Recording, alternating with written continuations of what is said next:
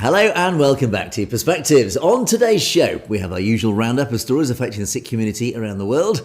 And today we have important updates on the plight of two of India's political prisoners, Amritpal Singh and Jagtar Singh Johal, that both highlight the failings of two independent governments. Firstly, the Indian Govt, who confirmed their failings as a democracy as they admit they are terrified of allowing Amritpal to speak again in public. And of course, the British Govt, who simply confirm, well, their failings in just about everything. Trust me, it makes shocking but unsurprising news. All this and more on today's show, but joining me as always for Perspectives is our very own correspondent in Canada, James Cousineau. Good morning, James. Good morning, Angus, and good morning to our amazing viewers out there. Again, comments are always coming in, and they're amazing, and we appreciate all of the time that you take to not only send the comments, but there's a lot of thought and a lot of articulation within those. And don't forget that we always welcome your story ideas and your input. So again, be a part of the show. And don't forget that coming up in January will be the hard launch of our live. We will be going live in January by all looks at the schedule. That seems to be the plan. So we may do some live shows in between now and then, just kind of working out some tweaks and doing what we call the soft launch. But other than that, folks, you'll be able to call in during the show and be even more a part of it. So let us know where you're watching from. Let us know what you think, and if there's anything that you want us to cover in this in the next few weeks or into the new year, by all means, be a part of it and throw us your ideas. Back to you, Angus. Indeed, and if you do like to watch things technically fall apart in live motion, why not tune into our live shows as they tend to do so. But in the meantime, James and I together will be bringing you our perspectives on the daily news affecting the Sikh community across the world. And indeed, as always, we'll take a look at loads of great comments which filled up below the videos from last week and earlier this week at the end of the show. So stay tuned for that. But in the meantime, James, what have you got to start us off with this morning? Well, Angus, it appears that there's the old saying that you only live once, and then, of course, that's followed by you only die once. However, for one Sikh hero, it turns out that maybe he has come back and died again, living a second life. It's hard to say. In the last few days, I've been talking about Lieutenant Colonel Amritpal Singh Johal, and it turns out that although there are stories spreading all through Surrey here about his passing last weekend, I did a great amount of research on this individual because I was very fascinated by his story from the little bits that I did know. And it turns out that everything that I've read and been able to pull up, it leads me to find out that he actually passed 9 years ago. And people are just talking about it this week and saying that he passed this past weekend. But no, that would have made him 105 years old. He was actually 95 at his passing. And that's the even funnier part, or more bizarre part, is that people were talking about him passing this past weekend at the age of 95. Again, it all seemed to come back to one site that I won't mention just because, somebody seems to have got wrong and it just kind of took on a life of its own. But again, I'm glad that it did in a way because it gives us the opportunity to honor this individual who not only was a stellar representative of the Sikh community and people when it came to military skill, prowess, dedication, commitment, and achievement, but also in terms of his ongoing need to fight for what was right in society, not to allow people to be held back. And of course, we know that he was instrumental in the implementation of a policy that allowed Sikhs to wear their turbans inside of the Royal Canadian Legion halls, and also set the precedence for years later when the hijab was going to be banned and other articles of faith. And again, this would have been in certain areas such as taking the Canadian citizenship swearing-in ceremony, things like that. And again, he stood up for what was right, even though it was for other religions and beliefs at that time, because he'd already been through the challenge with the Royal Canadian Legion. Now, it just fascinates me, this whole story. And I'm going to just kind of read off a bit of what I wrote here, and I am going to read it because I did quite a bit of research and I will forget some points. So I'm just going to touch on it as we go here. And this will be the only story I cover tonight because it's just so fascinating that this individual accomplished so much. And there is a book about him, and I'll cover that at the end as well. You won't believe who it was that wrote the foreword for that book. Now, the morning of November the 11th, 1993, in Surrey, British Columbia, was marked by the damp, penetrating chill characteristic with our Pacific Northwest in late autumn.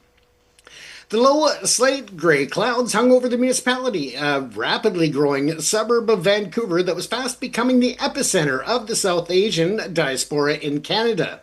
It was Remembrance Day, the sacred hour in our Commonwealth calendar when the living pause to honor the dead, when the silence of the 11th hour binds nations across oceans in a shared memory of sacrifice. For Lieutenant Colonel Amritpal Singh Johal, a 73-year-old veteran of the Second World War, this day was intended to be a solemn affirmation of his identity, both as a soldier who had served the British Empire and as a new Canadian who had chosen this land for his twilight years. Johal was a man of imposing dignity, standing at 6 feet tall with a beard that spoke of wisdom and a spine stiffened by 38 years of military discipline. He wore the uniform of a commanding officer, his chest adorned with a rack of medals that told the story of the 20th century. The Africa Star, the War Medal, the India Service Medal, and on his head he wore the Das Star, the turban, maroon in color, meticulously tied, the crown of his Sikh faith. He was not alone. Flanking him were 4 other distinguished veterans of the Indian Army. Honorary Captain Mahar Singh Baring, Flying Officer Harbhajan Singh Manhouse, and Subedar Paran Singh Saran, and Havildar Wariam Singh Baines. They had been invited. The Royal Canadian Legion, Branch 175 in Newton, British Columbia, had placed advertisements in local community newspapers extending the hand of camaraderie to all veterans to join in the parade and to honor those who had served and those who were still serving. The subsequent gathering was to be held at the Royal Legion Hall. To Johal, a man raised on the regimental code of honor, an invitation was a command of hospitality. He had even performed a reconnaissance mission 3 days prior on November the 8th, visiting the branch to ensure his dress, specifically his turban, would be acceptable. The parade commander, Mr. Arnie Bayliss, had given him the all-clear.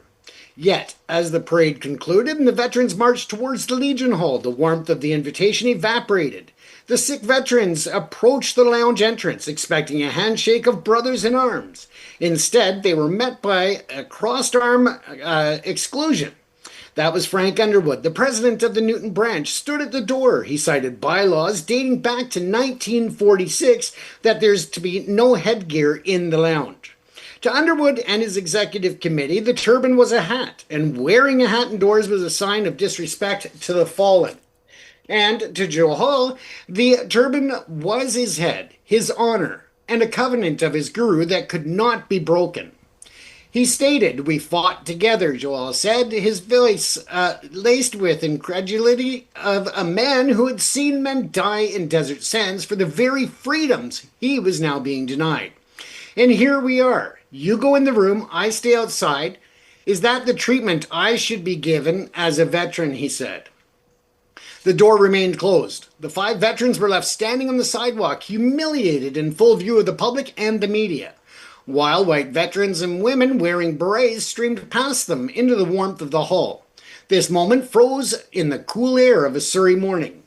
It would spark a national firestorm. It would drag the Royal Canadian Legion, a bastion of tradition, often colonial Canadian identity, into the confrontation with the multicultural reality of a nation it served. It would launch Johal and his final and perhaps most significant campaign, a battle not against the Axis powers, but against ignorance and institutional racism. The following report that I generated actually chronicles the life of Lieutenant Colonel Amritpal Singh Johal. We won't be able to cover it all tonight, but I will post the entirety on our Substack page. I do have a few other articles from the last few days to get up there as well, so we'll get those up there by the time the show airs tonight, or today, sorry. But when you look at from the dusty villages of the British Raj to the battlefields of North Africa and finally to the steps of the Royal Canadian Legion, it was the latter that showed the most disrespect. It was a story of a soldier who fought for the empire that colonized him and then fought the country that adopted him in. And all to secure a simple fundamental right, and that was the dignity of his faith. To understand the magnitude of the insult leveled at him in 1993, one must first journey back to the world that made him. Amritpal Singh Johal was born around 1920 in the village of Johal in the Jalandhar region of the Punjab in India. The exact date was not recorded, a commonality for rural families in the chaotic, vibrant landscape of British India. Jalandhar lies in the heart of the Doaba region, a fertile tract of land between the Beas and Sutlej rivers, known historically as the Sword Arm of India. For centuries, the land had produced soldiers. The Sikh martial tradition, which Johal inherited by birth and by conviction, was not merely a cultural affection, but a theological mandate. The 10th Sikh Guru, Gobind Singh, had established the Khalsa, the Brotherhood of the Pure, in 1699, commanding his followers to always be ready to defend the weak and fight tyranny. He bestowed upon them 5 articles of faith, and that was the 5 Ks, which kesh, uncut hair, covered by the dastar, which is the turban, was the most visible. The turban was not a hat, it was a spiritual crown. A symbol that the Sikh answered only to God, acknowledging no earthly tyrant. It represented sovereignty, self-respect, and moral responsibility. A Sikh does not doff his turban for a king, nor does he remove it to pray. He wears it to cover his uncut hair, the preservation of which is an acceptance of God's will. When we look at this, there's just so much history and so much information here. As I said, I will post it all up, but I'm going to skip ahead a bit to the battle that he had with the Royal Canadian Legion, because I think that it's really quite telling. But it also really impressed me how far that he took this battle and how far he took the whole principle of what was behind it. Now, of course, we know that those doors that closed on him were eventually opened, but it took a lot of organizing of the veterans and others. Now, he refused to be invisible. He sought out others like him, men of the Indian Army who had retired to Canada. He found them in the suburbs of Vancouver, captains, subedars, and havildars, men with chests full of medals who were now driving taxis or working in sawmills. They were isolated, their service unrecognized by Canadian veteran establishments. Johal forged the Indian Ex-Servicemen Society of British Columbia. The organization became a sanctuary. They gathered to share stories, to help each other navigate the bureaucracy of a new land, and to march. They wanted to march on Remembrance Day, to lay wreaths at the cenotaphs, to show their new country that they too had paid the price of freedom. Now, the social climate for the Sikhs in Canada reached the boiling point in 1990 when the Royal Canadian Mounted Police, the very icon of Canadiana, faced a challenge from a young recruit who we've talked about many times on our show, and his name was Baljit Singh Dhillon. Dhillon, an observant Sikh, refused to replace his turban with the Stetson hat. The debate that follows was ugly, but petitions with hundreds of thousands of signatures circulated demanding the preservation of the traditional uniform. And the pins stating keep the RCMP Canadian were sold at malls. The government of Brian Mulroney, relying on the Charter of Rights and Freedoms, eventually ruled in Dhillon's favor. And again, we've covered this in great lengths over the years, and we've had the pleasure to meet now Senator Dhillon here in Canada. But the sequence of events leading to the confrontation of Branch 175 of the Legion was tragic in its avoidability. The Newton Legion had actively sought the participation of the Sikh veterans. They organized and recognized the visual power of having these dignified, decorated men in the parade, and that added weight to the ceremony. When they were refused entry, it was even a bigger slap in the face in that they had been invited, that he had done his reconnaissance and went there days ahead of time to make sure that his uniform and his method of dress, including his turban as a major sign of his religion and a part of his character and himself. Yeah, it was just so disgusting that they turned and refused him entry. Now, he went on that they also stated that by wearing the turban or any type of headdress in the Legion was not only disrespectful to the fallen soldiers and those who had served, but disrespectful to the crown. Of course, Canada being a commonwealth of the crown, this was very interesting in the conversation. Now, the conversation went very similar to this, and he stated, "You cannot enter with that on," Underwood said, pointing to the turban. Johal tried to explain, "This is not a hat. This is a religious requirement. We fought in this. We died in this." Underwood replied, "Rules are rules. Out of respect for the Queen and the fallen, gentlemen, remove their hats." The absurdity of this statement hung in the air. Johal pointed to the women entering the hall. "They are wearing berets. Is that not headgear?" he said. "Ladies are exempt," came the reply. The veterans were turned away. They stood on the sidewalk, the sounds of laughter and clinking glasses drifting out from the hall as they were barred from. The humiliation was not just emotional, it was physical.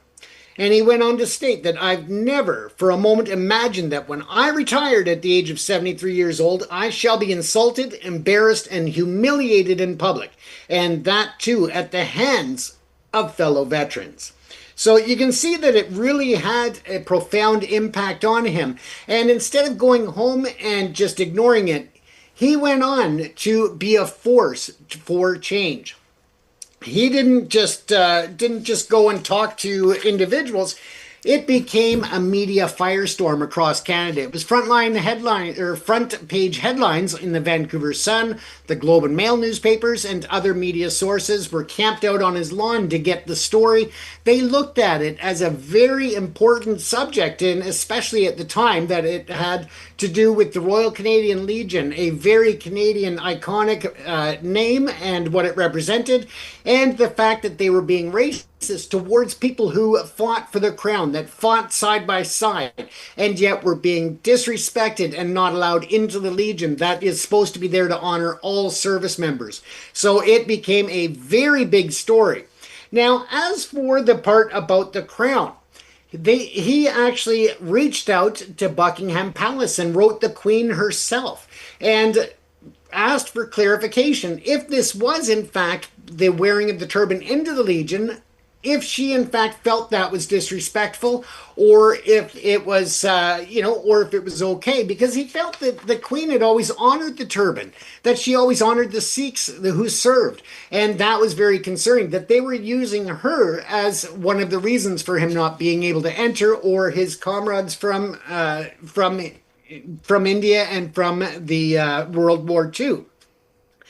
She actually did receive that letter. She not only did she receive it, she had one of her assistants write back, and that was really telling because, as he had requested about it being a sign of respect for the sovereign, she wrote back stating that no, this was not acceptable, and she actually also sent a copy of the letter to Ottawa and said, essentially, fix this. Not in those words, but that's essentially what happened. Now, this did end up going on to be resolved eventually, but it took a long time. Not only that, but they held a vote at the Legion because it is a democratic facility and organization.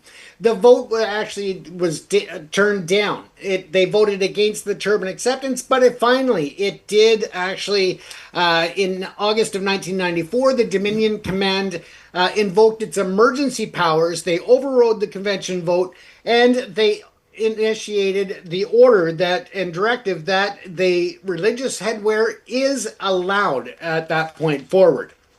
Now, they are when you look at the Newton branch here in Surrey, and again, being such a huge Sikh population, you would think that they would have had more understanding and more acceptance and more tolerance, but they didn't at that time. However, the local leadership at the Newton branch, 175, was now isolated and shamed. And they capitulated. Frank Underwood, the man who had blocked the door, went on BC TV, which is now global news in BC. He looked in the camera and read a statement that Johal long waited to hear. And that was, on behalf of the Executive Committee of our Legion, I apologize to all concerned Sikh war veterans for the embarrassment and inconvenience caused to them by the application of the long-standing headdress bylaws. It was an unconditional surrender. Johal accepted it with grace. He did not gloat. He simply walked through the door of the Legion. Now, what I love is that you would think that with that letter from the Queen, that would be the end of it for the Crown and for that part. However, on August the 20th, 1994, Queen Elizabeth II was visiting Victoria, British Columbia for the Commonwealth Games, and she personally requested his presence for a tea ceremony, as well as other Sikh veterans who had been turned away. So Johal, barring Minhas, Sarin, and Baines, attended a garden party at the government house, and the Queen was there wearing a hat. She approached the men in their turbans. She stopped and spoke to them, and she asked about their medals. She also asked directly about the Legion incident. She asked them, did they deny you entry? Johal responded, yes, Your Majesty. She nodded, and according to Johal, remarked that he had done a wise thing, writing to her. So again, she gave him respect and a nod, saying that together we made a difference, but it wouldn't have been anything without him reaching out to her and making that change and putting that pressure on the Canadian government as well as the Royal Canadian Legion. So I thought that was very impressive. And as we scroll down, these are actually images that were shared from his private collection of his photographs. And again, this is a picture of them there getting to meet the Queen, and what an honor that is, especially for her to personally invite these Sikh warriors and heroes to that tea ceremony with her. So again, that was amazing. Now, of course, when we pulled out all the research here, it turns out that all the newspapers, all the news coverage across Canada actually honored his passing in 2016. So again, he apparently lived twice, died twice, but we will honor him forever. And I just still felt a movement that I needed to share his story and what his accomplishments were. Again, they were so many that I can't list them all here in one little show or one little segment of the show. Here you can see him being presented in British Columbia with the then Gordon Campbell, who was the Premier of British Columbia. You can see him receiving Community Achievement Awards. And here on the bottom right is a plaque that now still hangs in the Cloverdale Legion just down the road from me. And that went up in 2006 and still is there today to honor him. And here he is again. He received the Queen Elizabeth II Diamond Jubilee Medal in 2012. So again, in closing, though, I will leave it with that. But again, I will put this entire report on our Substack for you to read, because I really think that it's worth taking the time to read it. And you can also find out about him through the book that I found, and that was through the University of the Fraser Valley, and it's called A Soldier Remembers. And it was written, Lieutenant Colonel Amritpal Singh Johal, and it's a World War II veteran, a memoir. So again, it's a great book that you can download for free from the University of the Fraser Valley in Abbotsford, British Columbia. Again, these photos were from the Lieutenant Colonel's personal collection and were included in that book along with many others. And again, as I said, the prelogue for the book was written by himself. However, the foreword and intro to the book was actually written by Mr. Sajan, who was actually elevated all the way to be our Minister of Defense for Canada. So he really spoke out in the foreword of the book and honored him because he wanted to make sure that he was recognized for being such a leader to the Sikh community and inspired him to get involved in politics, in the military, and to develop his career to the absolute highest post in Canada that one in the military can get to. So again, thank you very much for indulging me on this report, because again, the more I read and the more I learn, it just blows me away. Just such an amazing hero, such a huge, huge representative on a global scale of what our main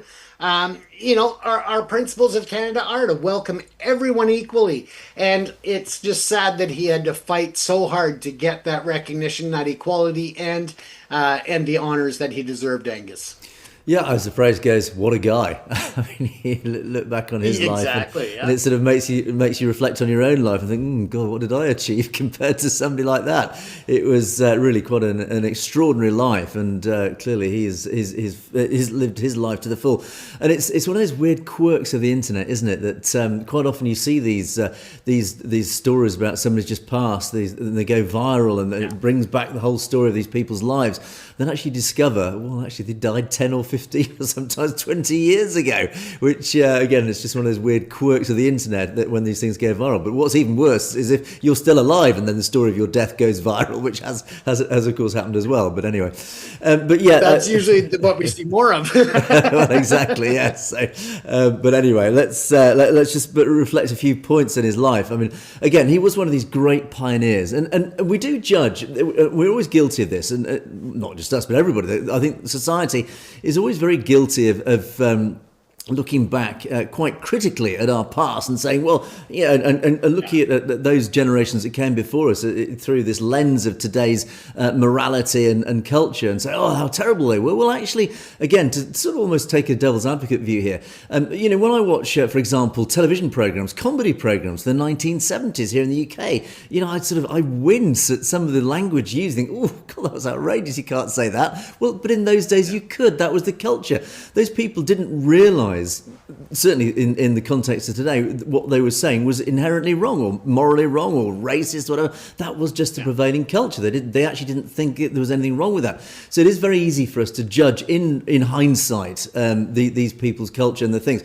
And these veterans who refused entry on the grounds of headgear, well, it was a combination of, well, a cultural ingrained institutional racism, if you want to call it, again using the context of modern terminology, but ultimately this was just the culture. You can't blame these guys other than they just needed to understand actually how morally wrong what they were doing was. And again, it comes down to this sort of argument. Well, it was headgear. He was just a stickler for the rules. That's basically what it came down to. But ultimately, you really have to salute people like this because they were the pioneers. And there's two elements. Firstly, just as a member of the Sikh community, wearing his dastar, it is an article of faith. It is not headgear, and he had to try and educate the prevailing culture, saying, "Look, this is not a beret that I can just remove. This is an article of faith. This is actually inherent in my religion. I cannot remove this without sacrificing a huge amount of what I stand for," which is a very, very different thing. And that was all part of this pioneering educational agenda, really, that the Sikh community have had to go through decades after decades, that even is so relevant today. Even though this guy died many years ago, his pioneering educational stance is as relevant today as it was back then, because even today we are still fighting this battle to educate all sorts of organisations, state bodies, private bodies, whoever it is. The dastar is not a piece of headgear that you can just casually remove. It is something more important than that. It is an actual article of faith, whether you're going through security at an airport, whether you're serving in the armed forces, or whether you're serving in the fire service. You cannot just simply remove this piece of what is not just simple headgear. It is an article of faith. And so he had to pioneer that. The other element of this, which I find slightly surprising, but not to another degree, is the fact that it involves the military. Now, of course, the military, the martial culture, the ability to be a soldier, this inherent, it's almost genetically built into the Sikh culture. is that they have this hugely rich, deep, wonderful history, military history. This is why the Sikhs were used as mercenaries for centuries, because they were recognised as being these great fighters. They were hugely high achieving in military sense. They just basically made very, very good soldiers because they were ingrained with deep courage and fighting ability. And again, this comes through all the way through to today, both in the armed services and in just general society in the sports. It comes out in a more peaceful manner in the sporting arena. But ultimately, ever since the 10th Guru and the establishment of the Khalsa and the 5 Articles of Faith, etc., and becoming a member of the council and becoming Amritpal Sikhs, all these elements have become a deep, unremovable part of their culture. So again, as highly achieving serving soldiers, and again we often talk about how they are some of the most highly decorated soldiers across any military that they serve in. It's surprising then that another part of the military family would then refuse them or denigrate their existence. And again, there is always a little bit of interregimental rivalry that has always existed, certainly in my day, and we always used to sort of have a lot of banter and worse with other regiments because it's just ingrained. It's a competitive spirit. That's what makes military so effective. But this goes beyond that. It was almost this institutional racism, stickling for the rules, whatever. But bless the Queen. I mean, I have to say, and again, it almost brought tears to my eyes. Again, reminding the Queen. The Queen is such an important figure for all of us here, particularly in the UK, because she's been there all our lives, or she was there all her life. She was basically our national grandmother. And her passing is really, again, it brings tears to the eyes, even thinking about it again.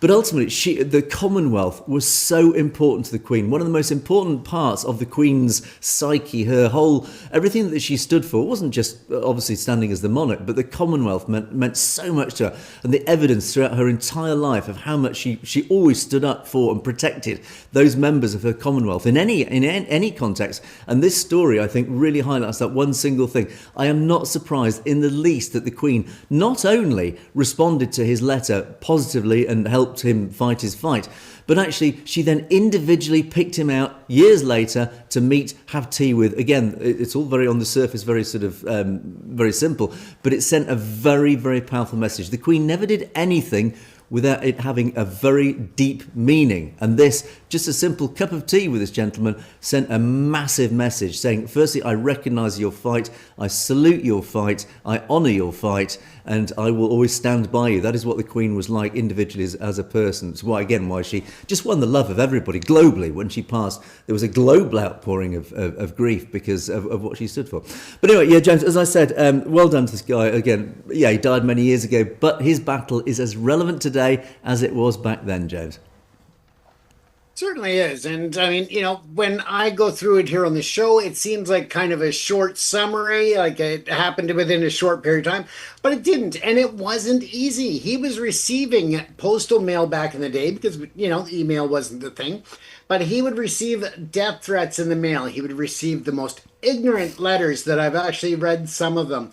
And he would receive death threat phone calls and all kinds of things, but he did not back down. It was ingrained in his personality, in his ethical code, in everything that was in his fabric to stand up and say, this is wrong, we're going to fix it, and I'm going to be the one to battle for that remediation of this bad policy.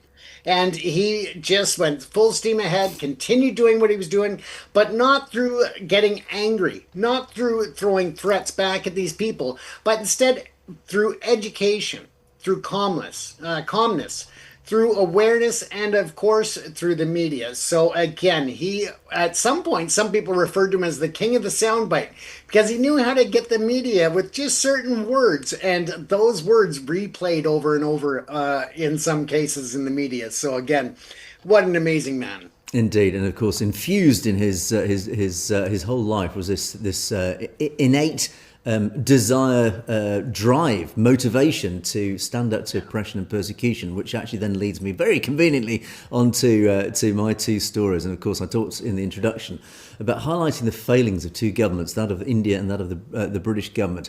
And of course, political prisoners are very much a part of, sadly, Indian society, despite the fact they claim to be a democracy. And when I talk about the failings of Indian government, it is a failing as a so-called democracy. And of course, I'm referring to, first of all, Jagtar Singh Johal, and secondly, I'll come on to Amritpal Singh after that. But firstly, Jaggy, and again, we talk regularly about Jaggy, and this is a story we will not let lie until he walks free, hopefully one day. Jagtar Singh Johal, who still resides now into his ninth year. He's served 8 years in arbitrary detention in India, now serving his 9th year. His brother, who's a councillor, Gurpreet Singh, has been battling for years, ever since his detainment. He's been battling to free him, battling with not just the Indian government, but the British government to say, look, please, you've got to act to free my brother. He is a British citizen who has been detained illegally, arbitrarily. He has not been sentenced to anything yet, and yet he remains still in prison. The British government have done absolutely nothing about it. Anyway, so the latest update. Gurpreet was due to meet the British Foreign Secretary, Yvette Cooper. I'm going to start off with, this is a snippet from a report from the BBC. Well done to the BBC. I criticise the BBC on a regular basis for some of their failings, but one thing they have been very good at, and that is following the story, particularly BBC Scotland, because of course Jaggy is from Dumbarton in Dumbartonshire in Scotland. And this is the part of the BBC report that came out yesterday. Let me play this for you. This is a familiar walk through Westminster for Gurpreet Singh Johal. In the 8 years his brother has been detained, there have been 8 foreign secretaries. Jagtar Singh Johal was arrested in India in 2017, accused of funding a terror plot, but he hasn't been convicted. His brother says this morning's meeting with Yvette Cooper was not positive. It's been one of the most disappointing meetings that I've had with a Foreign Secretary, when we thought we were making progress with the previous Foreign Secretary and that they were taking steps to bring Jagtar back home. Today it's felt backwards. Jagtar Singh Johal's family have lost faith in the Indian judicial system. Instead, they want the UK government to use back channels with the Indian government to push for a diplomatic solution. The family's Labour MP was at this morning's meeting with the Foreign Secretary. Do you think the government is doing enough? I think the government could do more now. We've been in office now for 17 months, and I think that initial honeymoon period is now over. And I appreciate that those talks have been ongoing with Indian counterparts, with the Indian Prime Minister Modi, but it's time as a UK government to really push now to secure the release of Jagtar Singh Johal. The Foreign Office has previously said it continues to raise concerns about Mr Johal's prolonged detention with the Government of India and has made clear that faster progress is needed. The Indian authorities say due process is being followed. Katie Hunter reporting, Scotland, Westminster. India says due process is being followed. I mean, I just I chuckle disgustedly at that. Anyway, Gurpreet, his brother, actually made a separate statement, and I just want to play this statement as well, just again to highlight some of the key points here. Hi, I've not long came out of the meeting with the Foreign Secretary. It's been one of the most disappointing meetings I've had in the last 8 years. It felt as if we were going backwards. Despite a clear plan, a clear strategy provided to the Foreign Secretary, she's not engaged at all with it. And she has decided to take a different route, which could see Jagtar languish in jail for up to nearly 40 years. Because there's no realistic approach from what she is making. I have left a lot of views on my perspective, from me, the family, the disappointment, and I'm genuinely hoping and being optimistic about this, that she will take those views on board and change her mind and follow the strategy that has been given to her. I am sincerely disappointed. I am now going to have to go back to Dumbarton, explain to the family of how backwards we've fallen. So I require your continued support to put the pressure on the Foreign Secretary in order for her to change her mind and provide diplomatic representation to bring Jagtar back home. And as he took his train back up to Scotland, he posted up on his Facebook page, just reiterating how much he heard just empty talk, same failed approach. and no evidence, and there's no end in sight, etc., etc. So, again, I talk about failings of the British government. I mean, we had the BBC interviewed Douglas McAllister, his Jaggy's own MP. I have to say well done to Douglas McAllister. He's been actually quite vocal. He's stood up in every opportunity in Parliament to raise it with his boss, Starmer, Surrender Starmer, as they call him. And it's interesting that Gurpreet, once again, has met his 8th Foreign Secretary, Yvette Cooper. And again, regular viewers of this show know my feelings about this Labour government. This Labour government is literally one of the worst governments this nation has had in its history. And that's not just me saying that. That is just polls. It is also statistics, etc. They are failing in every single aspect. I have literally, in my long life, I have never known a government of any colour be so incompetent, so useless, and therefore so unpopular. It just defies belief. Again, I'm almost speechless at the failings of this government in every area, whether it's economically, social policy, whatever. But certainly when it comes to Jagtar Singh Johal, and I said this actually when they came in, I hate to say I told you so, but unfortunately this government was elected certainly with a lot of support from the Sikh community. Because it made lots of promises. Well, I hate to say it, but this government made a lot of promises to all parts of British society and has not just failed in delivering, it's actually literally lied. And those, again, in the UK, you'll know exactly what I'm talking about because it's headline news on a daily basis. But for our global audience, our government is literally, Starmer is going to fall very soon. There's no doubt Starmer will go and he will take his useless cabinet with him, part of which is Yvette Cooper. Yvette Cooper is our Foreign Secretary, and when Yvette Cooper took over from David Lammy, an equally incompetent, useless Foreign Secretary, Yvette Cooper took the ministry, and I said at the time, she is a hopeless politician. She has failed at just about every role that she has ever had. She's been in politics in the Labour Party for many, many years, and pretty much everything that she has been in charge of, she's failed at. So I hate to say I told you so, but she's failed at this. If Gurpreet is surprised, I am deeply sorry, but this is par for the course. Certainly with somebody like Yvette Cooper. Yvette Cooper was never going to deliver. She is absolutely hopeless. But this government, this Labour government, was never going to deliver. It's never going to deliver on the 1984 inquiry. It promised in opposition to deliver. It's never going to deliver on Jagtar Singh Johal. It's never going to deliver on all these other issues that affect the Sikh community, transnational oppression, etc., that it promised it would deal with, that it would cover. It is failing. It has failed not just the whole of British society, but particularly it has failed our community, our Sikh community, on all these issues. And most of all, and most hurtful of all, of course, for the family of Jagtar Singh Johal, is its complete and utter lack of action on Jagtar Singh Johal. It is, as I say, I'm utterly speechless, but not surprised, again, at this failing. And poor Gurpreet, who's battled for years, battling every successive foreign secretary, he's now come up against this political blancmange, this tasteless, flavourless, pointless blancmange of a foreign secretary, Yvette Cooper, who has basically said, well, whatever. She said nothing, and he's had to take the train back to Scotland to break the news to the family. I'm sorry, but we're now dealing with a foreign secretary who's even more useless than the last one. Now, and also, I just want to highlight this came up on my Facebook feed. Just a couple of days ago, Tan Desai, again, this is one of our 11 Sikh MPs that we have in the UK, and he's actually done some great work. Tan, he's a very good politician, but he posted this up a few days ago, and he says the UK has shown moral and political leadership in our continent by supporting the Ukraine against Putin's illegal actions. Now he's the defence minister now. Tan's had a great career, and again a wonderful indictment of how Sikhs can succeed in politics, certainly here in the UK.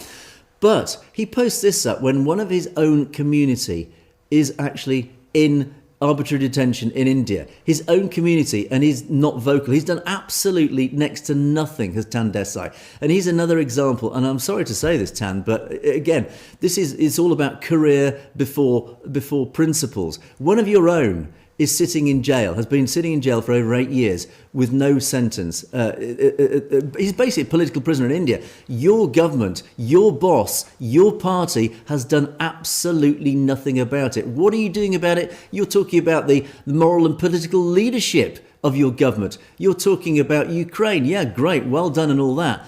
but one of your own is still sitting in jail. What are you doing about it? I actually can't see any real effective public announcements from your behalf as a member of our government, as a minister in our government. What are you doing about it? Why is it only down to Douglas McAllister, his Jaggy's own MP, to raise it when you're one of your own community, you're not raising it either. So again, James, I'm just deeply saddened, but not surprised in the least, that this government, which actually ironically is likely to fall, I think, in the foreseeable future, not just Starmer and what's her name, Rachel Reeves, thieves as we call her, are useless.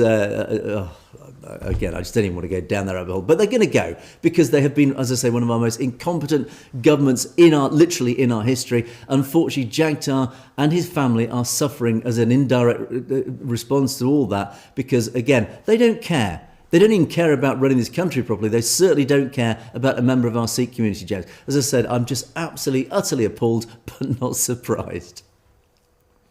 It's just something that, I always say, well, I'm trying to think positive. I'm trying to be positive and try to give the benefit of the doubt that there's some kind of backdoor channel that's being, open and closed, that they keep trying to work it through. And this really makes me think that maybe I've been wrong. Maybe there is not as much back channel dealing as I had hoped and anticipated. And that is a shame because, again, this is an arbitrary detention that is without merit. A lot of the so-called charges that the India state had forwarded, some have been thrown out. And there is, as you've referred to, double jeopardy, Angus, that they are almost identical in what's been thrown out versus what he still faces. And therefore, you can't have it both ways. Either they are or they are not legitimate. So, and this, to the global stage, looks like they are not legitimate charges. That, again, it was because of the research that he was doing to hold the India government accountable and not in any way, shape, or form to do with anything of terroristic activities. We also need to take a quick moment, Angus, to remind our viewers that when we in the West think of terrorism charges, we think of the worst. We think of 9/11. We think of all of these, images in our head. But in India, so much as just suggesting independence for Khalistan, so much for just suggesting that there be some type of independence and sovereignty for J&K. These things can label you a terrorist. You can face charges for that. So again, if you're in the Western world and you hear that T word, it is a total watered down and non-impactful word in India as it is in the West. So again, just so that you understand what we're looking at here, and for him to speak out against Modi and the government and the history of the India government and how it treated Sikhs and others, that again is considered terroristic activities under their Unlawful Activities Acts, among others. So again, just to be clear so that you understand the difference here. So don't let India play that word game to try and to scare people into supporting them. Indeed, and to compare and contrast the failings of the British government to the failings of the Indian government. The Indian government, as you rightly referred to, James, some of their failings is, of course, as a democracy.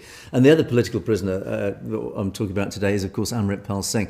Amritpal Singh, I've got to rush through this because we're running out of time already, but Amritpal Singh, of course, he likewise is in prison. Despite the fact he is an elected member of the Lok Sabha in India, he resides in prison because essentially he had the temerity to stand up and hold the Indian government to account for its failings as a so-called democratic nation, and he was his legal representatives were back in court over the last few days.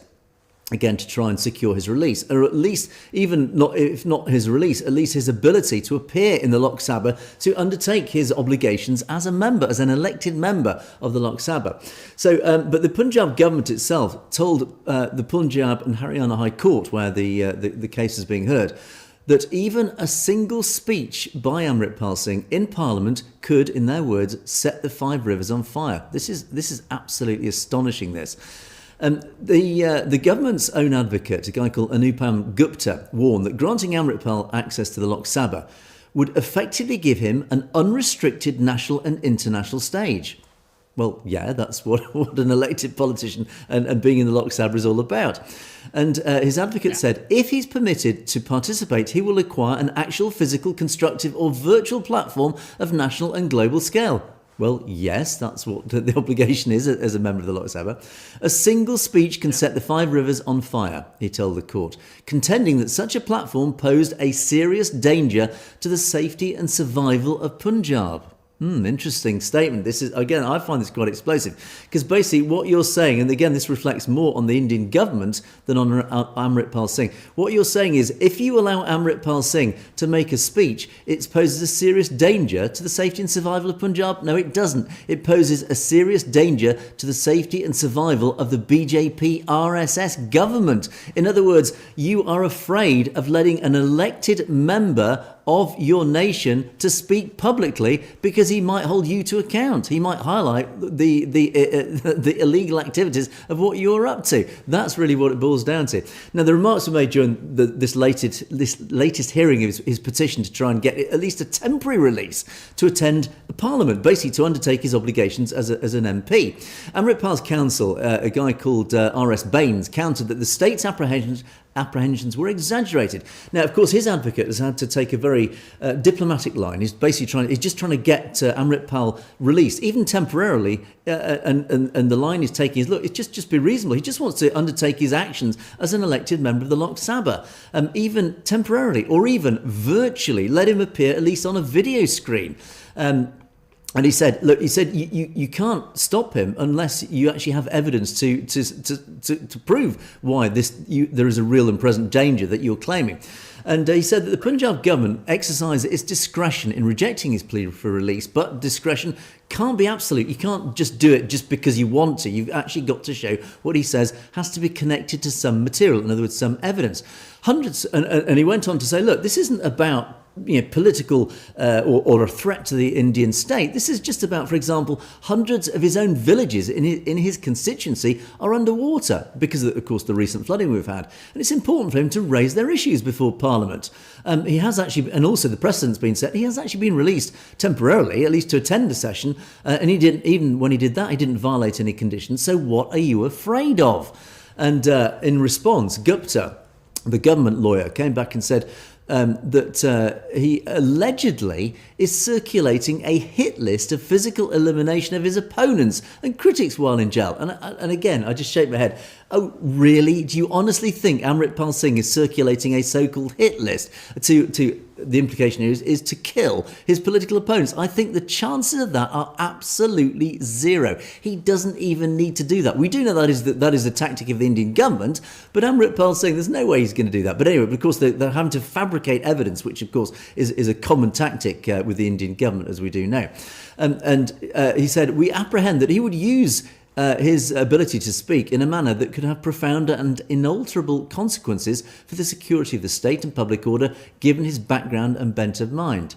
And Amritpal Singh's own advocate again said, look, he tried to argue, look, why at least don't you let him appear in virtual mode? In other words, put up a screen, a television screen, to allow him to at least talk. And again, the government fight against that, even despite the fact that Baines, the advocate, said, look, you can switch it off. If you don't like what he's saying, you can switch it off. But again, the government lawyers are saying, no, we don't even want that. So what are they afraid of, James? It's very clear that Amritpal Singh is a fighter for democracy. He's a fighter for the rights of Punjab. We do know, of course, he's standing on a pro-Khalistan ticket, but ultimately he is an elected member of the Lok Sabha. He is an elected politician representing the voice of many people, and certainly in the elections last year, he was elected on a record landslide, one of the highest landslide victories in that region. In history, in electoral history, certainly since 1947. So this guy is democratically elected, yet the Indian government is refusing to allow him to even speak in public. What are they afraid of? I think we know, James.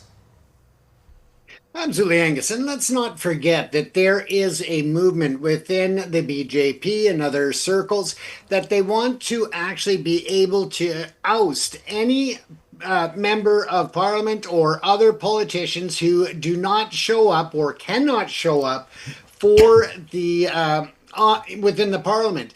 If they are charged with any serious crime or accused of any serious crime. And I bring those very pointedly, those words to your attention, because of the fact that it does not mean convicted. It means accused. It means, charged with.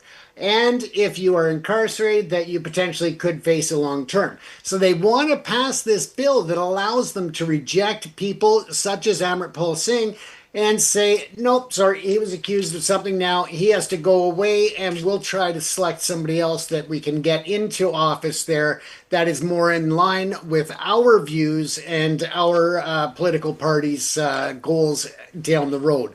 And I think that that is one of the big reasons they're concerned, because if this bill does pass, now that time clock restarts, because now they've shown that he can represent his constituents within the parliament by video or in person. And for them to say, well, he's been in prison for this long, now that clock would restart again. And I think that's what they're afraid of, because they know that he represents the inevitability of Khalistan being formed, a sovereign nation, and I think that's what it comes down to, Angus. As I say, the word I use is explosive. I don't think people realise how significant this is. The Indian government has now publicly said if we let him speak publicly, he could set the Five Rivers on fire. And yet the Indian government says the Khalistan movement is a fringe movement. Really? Well, then why are you so afraid to let Amritpal Singh? Because in your own words, it could set the Five Rivers on fire. In other words, we know that you're terrified of Amritpal Singh. You're terrified of the Khalistan movement. You realise it is a majority movement and it is going to happen. So, and again, I'm going to use the word banana republic. India is not a democracy. India cannot call itself a democracy whilst it does this. It silences one of its political critics. That is not the actions of a democracy. Those are the actions of a banana republic. And again, back to the British government, we are shaking hands and doing deals with this government without even mentioning things like this. I'm absolutely appalled and ashamed at the British government. I'm not surprised with the Indian government. This is par for the course, as it appears. But for the British government to endorse this, again, that's another story. Right, James, we must rush on because the clock is, we've only got a few minutes for our comments today. Way over. Absolutely. So I'm going to rush through our comments. Thank you to all our wonderful audience for all the comments that you sent in. Loads. A couple of long ones. I'm just going to, again, quickly flick through these. TC, again, one of our regulars. Thank you, TC. You highlight the fact that about how, this is about my podcast with Dr. Graywell, where we compared and showed the similarities between the rise of the Nazi Party and, of course, the rise of the RSS. The parallels are quite scary. Of course, terrorist cults, as you call it, TC, we do need to profile and analyse these. And you talk about, again, these Kezadari Hindus, Hindutvas, basically these fake Sikhs that we often refer to. The point you raise here is that even some of these fake Sikhs who are acting on behalf of the RSS have fallen foul of their masters, their paymasters, and have actually mysteriously disappeared. So again, it just highlights some of these dangerous tactics of the RSS. If you fall foul of the RSS, you better be looking over your shoulder. And I'm going to tie this also into Punjab's, again, very long but very interesting comment. Punjab refers to these Kezadari, these Kezadari Hindus, these fake Sikhs. As you say, this comparison, you say, don't think that not every Hindu thinks like the RSS when it comes to building a Hindu nation. And this double negative basically says what you're saying is every single Hindu will stand shoulder to shoulder when it comes down to it with the RSS. And then you talk about these Kezadari Hindus. And you talk about a little bit of the history behind it, but what the important points coming out here is that Guru Gobind Singh Ji gave a hukam: if a Sikh isn't carrying 5 weapons on themselves, they are not my Sikhs. In other words, to become an Amritdhari Sikh, a member of the Khalsa, you have to carry the 5 Ks. How many heed this hukam? On top, he said, if Sikhs start practicing pagan rituals like the Hindus, I won't bless them. How many Sikhs are true to the faith? Only a tiny minority, as you say. There was a price on every Sikh's head. Do you think that price isn't on their heads today? To those who think that there is no price, how do you explain Panjar, Nijar, Singh Kanda, Hardeep Singh Nijar and Avtar Singh Kanda, etc., their murders or the incarceration of Amritpal Singh? In other words, the RSS are all in it together. The fake Sikhs are all in it together. This is what we need to watch out for. The RSS, as we say, the tentacles are widespread, they are powerful, and they are also using these fake Sikhs, James. We have to be aware of it and be careful of it. Absolutely, and let's not forget that when you try to state that that all the Hindus would stand shoulder to shoulder. Don't forget that even in the genocide era, when there were things going on and targeting of the Sikhs, there were Hindus that stood up and said, "No, this is wrong," and gave them shelter and protection.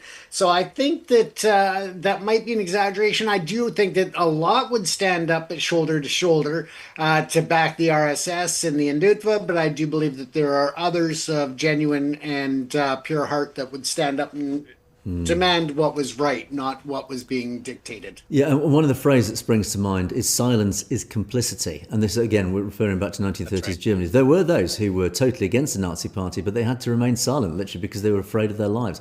And silence is complicity, sadly, in reality. And it'll be the same with the Hindus. Yes, many Hindus did protect Sikhs, but ultimately those who remain silent, as many do even today, even though they disagree with the RSS, they are complicit in this RSS potential atrocity. And Peace Lovers says, but fear not, the Brahmins, they're not as strong as the Nazis. The Brahmins are a third copy of the Nazis, which will be teared up easily in the future. In other words, don't worry, the Brahmins, they may be powerful now, but they're not a patch on the Nazis, James. Yeah, there you go, right? Kuljit Mangat, there's some very nice comments. Thank you, because it was a fascinating podcast, actually. And as I say, the parallels were quite scary with the Nazi Party, the rise of the RSS. And the ending was, as Azad says, the ending was with a great message, Dr. Grewal. The final message that Dr. Grewal said was basically, look, they can control us physically, but they can't control our minds. And this is why they're so afraid of the Sikhs, and particularly the whole Sikh religion, is that they fear the teachings of the gurus. In other words, the teachings of the gurus are how Sikhs live their lives, and even if you physically control them, you cannot control their minds, because their minds are always ultimately loyal to the teachings of the gurus, James. Yeah, and it reminds me also of Nelson Mandela and his theory that you cannot, that he never gave up his mind, his sanity, his beliefs, and his faith in himself and humanity as a whole, when he was imprisoned arbitrarily. So again, I just see a lot of parallels in history and how it may repeat itself, but at the same time, if we take time to learn about the history and the mistakes, then at least we can hopefully avoid some of them. Indeed, learning from the past. And Surjit Keller says, well, free Jaggy, poor Jaggy, as you say, does look in a bad way. But what, amongst the sort of the wonderful war cries of Boli Soni Hal and Satsri Akal, you say, oh, what the heck, let's just have another partition, James. Yes, well, that's what we're battling for. We do need another partition. We do need the division of that whole western strip of India to become Khalistan. That's right, and that's what we're talking about and why we are here on the air. And thank you, Gurpreet, for your comment, your compliment about my Punjabi. Well, I chuckle. My Punjabi is as good as Google Translate gets, but I do my best. But thank you for your appreciation. And then, we had lots of comments saying, right, you're right, sir. Yes, well, we stand for what is right, what is the truth. And Harry Singh says, a great show. Well, thank you. And again, as always, on the final page, I do like to pay tribute to those of you, particularly names that we don't see very often, or newcomers to the channel. Thank you for your support. Do keep watching us. Do spread the word. But every comment that you drop in there, even just the one word, is like, right. Thank you. We do appreciate it, because it does mean hopefully we are on the right track, James. Absolutely. And again, even if it's just the one word comment or the like and the share with friends or whatever, again, it helps to push us past the blocks of the algorithms that are trying to shadow ban us on the different platforms. So again, you can be a part of helping us to get the message out as well. Indeed. And the final words of the show go to both Lakhwinder Singh and Baldev Singh. Khalistan Zindabad. Indeed, Khalistan Zindabad is what it's all about. And as I say, amongst the failings of our governments, we know what we need, James. That's an independent new government, the government of Khalistan, which we know will be a little bit more competent and a little bit more democratic. Absolutely, and a lot more inclusive, and we won't see repeats of things such as the Legion when it comes to acceptance and open hearts and open arms in Khalistan. In other words, what's not to like? Absolutely. But there we must draw things to a close for another day. Thanks so much for watching. Do keep your comments coming in. Don't forget you can message us directly at message@satlugetv.com if there's anything you'd like to bring to our attention directly. But yeah, do let us know things that we might have missed, or interesting snippets or rumours that you hear on the grapevine or see on the internet. We'll we're always enjoy researching these things and bring the truth out to you as much as we can. But that's it for another day. Thanks so much for watching. You have, of course, been watching Perspectives. It's a goodbye from me. It is a goodbye from James. Stay safe, everyone. Another day from Perspectives. We will see you next time.